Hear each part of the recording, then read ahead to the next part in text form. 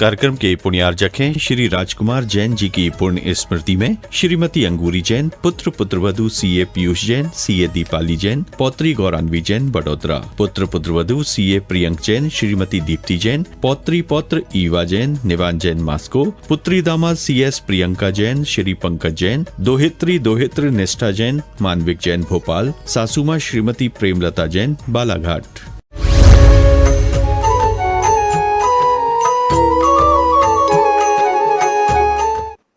धर्म की परिभाषाओं में एक परिभाषा त्याग के रूप में भी बनाई गई है और त्याग को प्रकृति के उदाहरणों से समझाया गया है। अपन सब देखते हैं, जानते हैं कि त्याग जो है वह आत्मा को स्वस्थ और सुंदर बनाता है। प्रकृति इसका ताजा उदाहरण है।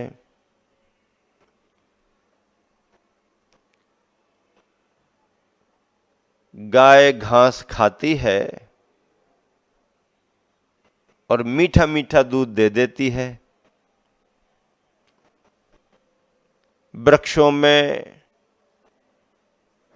पत्तियां, फूल और फल आते हैं और समय पाकर के वो सब झड़ जाते हैं। व्यक्ति भोजन करता है और फिर उसे मल का विसर्जन करना पड़ता है। हम श्वास लेते हैं और ली गई श्वास को छोड़ना अनिवार्य हो जाता है। जीने के लिए श्वास लेना जितनी जरूरी है,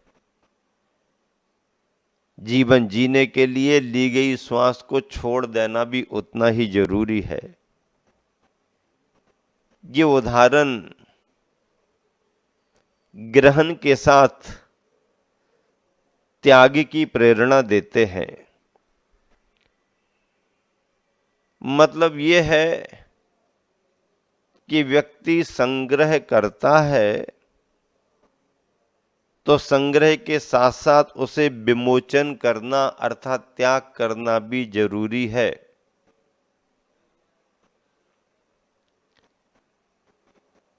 समुद्र खारा क्यों है और मेघों का पानी मीठा क्यों है, इस पर कभी आपने विचार किया? समुद्र का पानी खारा क्यों? सब तरफ से नदियों का पानी बह करके आता है, समुद्र में मिल जाता है। समुद्र में अपार जल राशि है, खारी है। क्यों? क्योंकि समुद्र निरंतर जल का संग्रह करता रहता है। समुद्र निरंतर जल का संग्रह करता रहता है, किंतु मेघों के पास जल आता है तो वह मेघ जल का दान भी कर देते हैं। जब मेघ जल का दान करते हैं तो मेघों का जल मीठा मीठा हो जाता है और समुद्र का पानी संग्रही होने के कारण खारा खारा बना रहता है। दूसरी बात यह है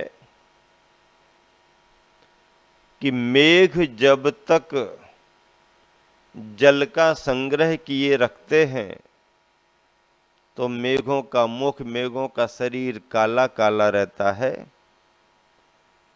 जल भरे बादल काले काले होते हैं और जब वो मेघ जल को छोड़ देते हैं, जल का दान कर देते हैं, तो वह मेघ उस दान के त्याग के प्रभाव से उजले उजले रंग वाले हो जाते हैं।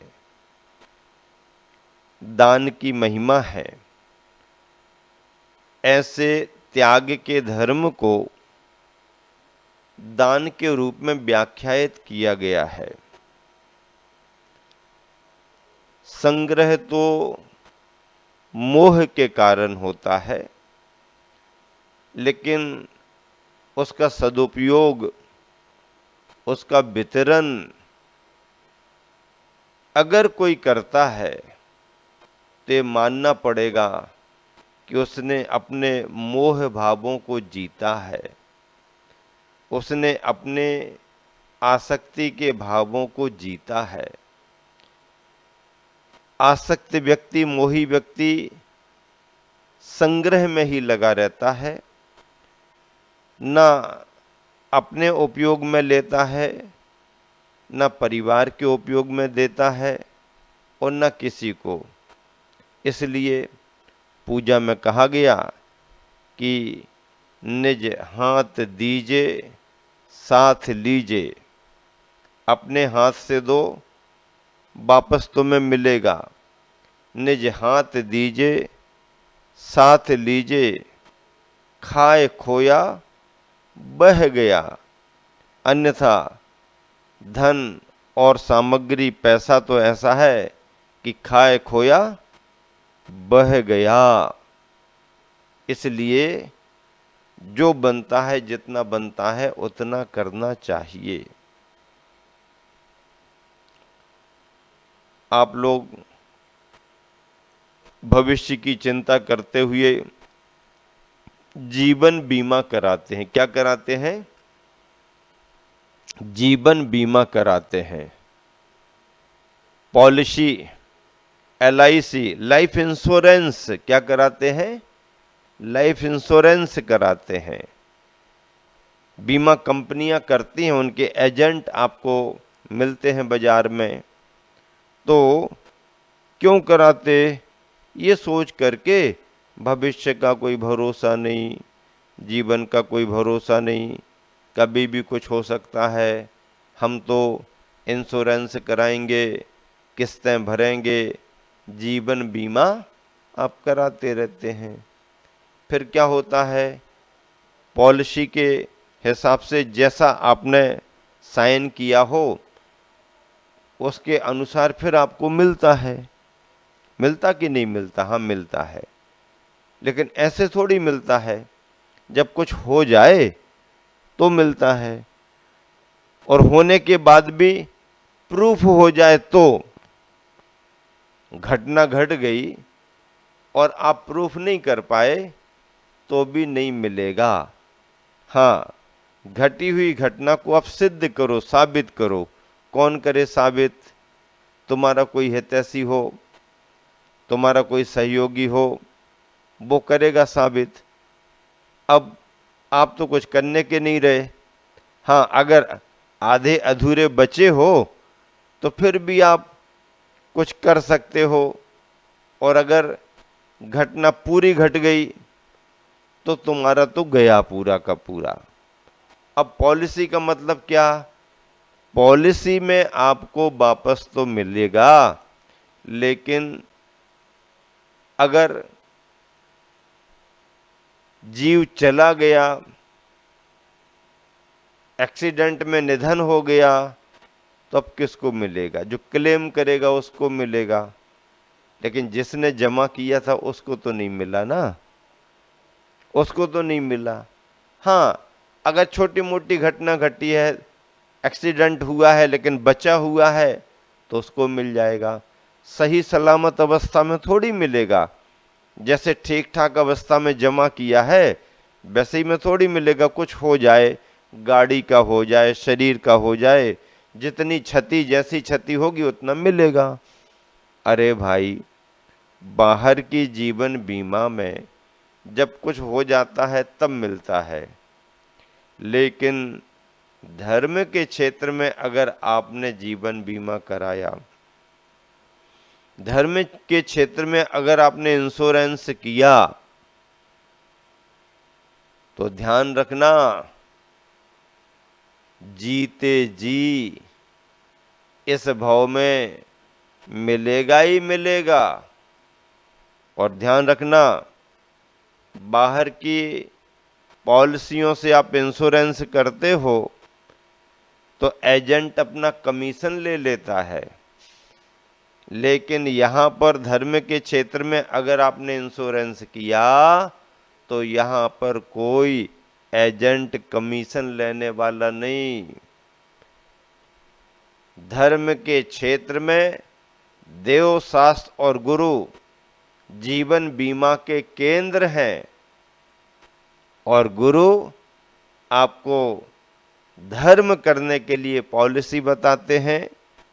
बाहर का एजेंट अपना कमीशन लेता है, लेकिन धर्म के क्षेत्र में गुरु का कोई कमीशन नहीं होता है।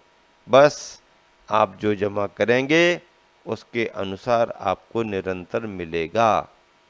ये दान का परिणाम है, ये त्याग का परिणाम है। दुनिया में कई तरह के लोग हैं, उदारमना दानवीर भी हैं तो कंजूस मक्खी चूस भी हैं। 4 प्रकार के दानों की चर्चा आती है। गृहस्थ के लिए यही त्याग धर्म बतलाया गया है। एक गृहस्थ न्याय नीति का पालन करता हुआ अपने द्रव्य का सदुपयोग अपने परिवार के लिए, अपने लिए करता है, और उदारता से, स्नेह भाव से, साधर्मी वात्सल्य के नाते वह परहित में भी अपने द्रव्य को लगाता है। 4 प्रकार के दान देकर के वह धर्म की प्रभावना को बढ़ाता है। मंदिरों का निर्माण करना, मूर्तियों का निर्माण करना, जिन वाणी आगम ग्रंथों का प्रकाशन करना, मंदिर में उपकरणों का दान देना, आदि आदि। अभी देखो, आप सबको ख्याल में है कि पिछले बरस 2022 का आखिरी महीना, दिसंबर का महीना, 1 दिसंबर से 7 दिसंबर तक धर्म नगरी नन्ही देवरी में, जिला सागर, मध्य प्रदेश में गुरुवर आचार्य श्री के आशीर्वाद से बड़ा अच्छा पंच कल्याणक गजरत महोत्सव संपन्न हुआ।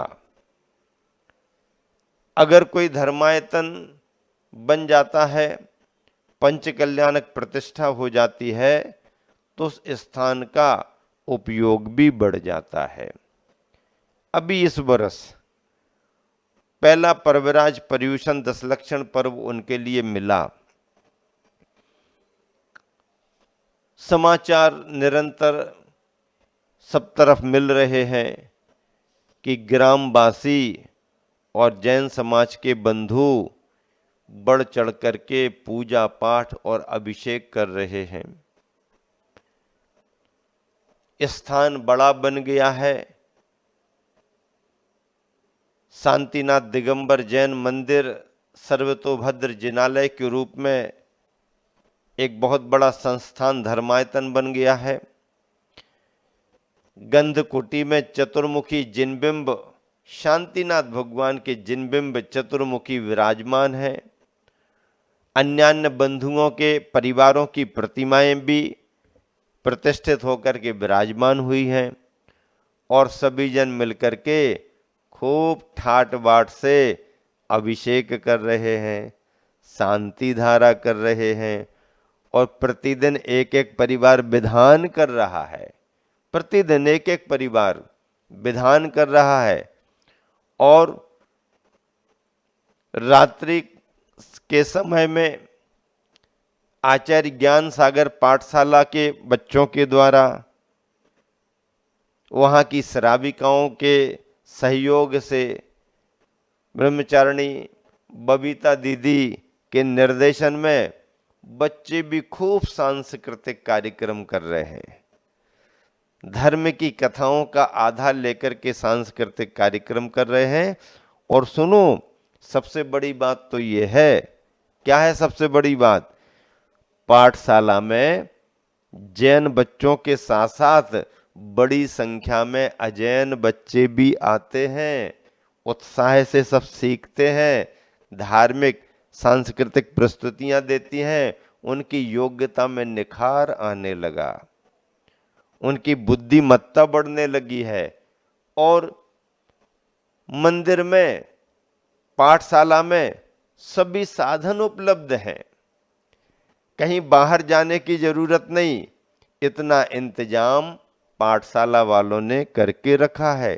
ट्रस्ट कमेटी और प्रबंध कारिणी कमेटी के द्वारा सुचारू प्रबंध हो रहा है और सभी जन खूब भक्ति भावों से पूजा पाठ का लाभ ले रहे हैं। अद्भुत।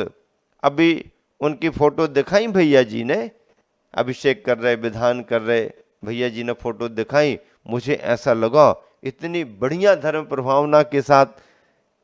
इसका मतलब ये है कि अगर कहीं पर कोई संस्थान बन जाए, अगर मंदिर वगैरह की प्रतिष्ठाएं हो जाएं, तो समाज में और उत्साह बढ़ जाता है, ठाट बाट से लोग काम करने लगते हैं, उस जगह का महत्व बढ़ जाता है। इस तरह से कहीं मंदिर बन जाए, मूर्तियां प्रतिष्ठित हो जाएं, मुनि संघ का आवागमन होने लगे। देखो, संत भवन चाहिए, वहां पर आचार्य विद्यासागर संत भवन बहुत बड़ा बनाया हुआ है।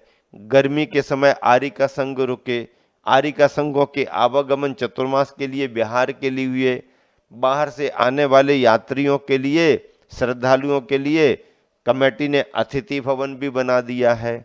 मतलब ये सब इंतजाम करके जैन धर्म की जिन शासन की प्रभावना हजारों वर्षों के लिए बढ़ा दी गई है।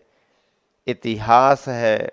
गुरुवर आचार्य श्री के 4 बार चरण पड़ चुके हैं, आचार्य श्री संघ से 4 बार गए, 4 पिच्छीधारी भी तो रहे हैं ना, हैं 2 मुनि महाराज, 2 आर्यिकाएं।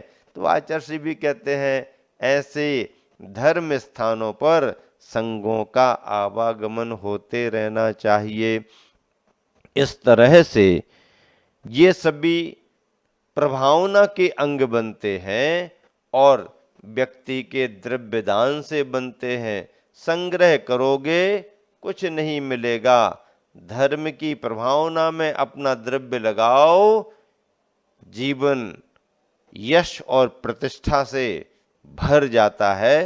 और देखिए, संग्रह वालों को अगर नाव में पानी भर गया तो डूबेगी ही डूबेगी, खाली रखो, नाव के अंदर पानी नहीं होना चाहिए, पानी में नाव बनी रहे, बहुत अच्छा।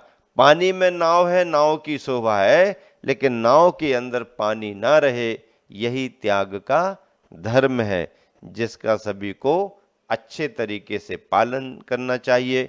खान पान में शुद्धि होना चाहिए, नियम संयम का पालन होना चाहिए और अपने ममत्व भावों को छोड़ करके त्याग का भाव बना करके रखना चाहिए।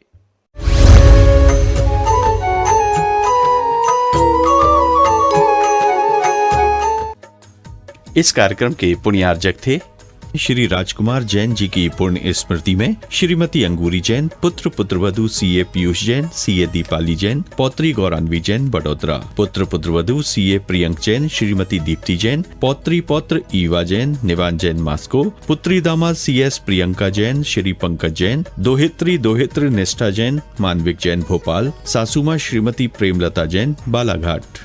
जम्मू